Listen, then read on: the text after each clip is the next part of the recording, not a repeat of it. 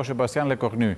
Οι κινητοποιήσεις που έχουν κεντρικό σύνθημα «Μπλοκάρουμε τα πάντα» είναι σε εξέλιξη σε πολλές μεγάλες πόλεις της χώρας, από όπου δεν έλειψαν τα επεισόδια. Βία επεισόδια ξεσπούν στην πόλη του φωτός. Εκατοντάδες αστυνομικοί πέφτουν πάνω στο μενόμενο πλήθος. Πετούν πέτρες και οι αρχές απαντούν με γκλόμπ. Αρπάζουν πολίτες που διαμαρτύρονται και τους συλλαμβάνουν. Από το Παρίσι, απεσταλμένη του Earth News μεταδίδει. Χιλιάδες διαδηλωτές βγήκαν στους δρόμους της Γαλλίας και διαδηλώνουν κατά της λιτότητας, δίνοντας ένα ξεκάθαρο μήνυμα στη νέα κυβέρνηση. Je suis là parce que ce gouvernement illégitime doit être bloqué. Bayrou a été chassé, sa politique doit être chassée.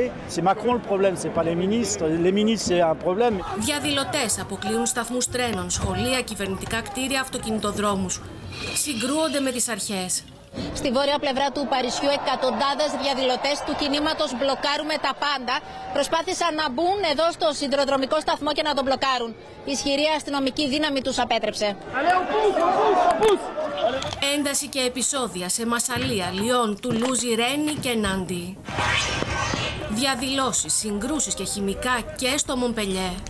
Πάνωπλοι αστυνομικοί έχουν δημιουργήσει μπλόκο στις μεγαλύτερες πλατείες που πραγματοποιούνται συγκεντρώσεις, επιδιώκοντας να αποτρέψουν τη συνάντηση των διαδηλωτών μεταξύ τους. 80.000 αστυνομικοί βρίσκονται επιποδός σε όλη τη χώρα, με την κυβέρνηση να υπόσχεται μηδενική ανοχή.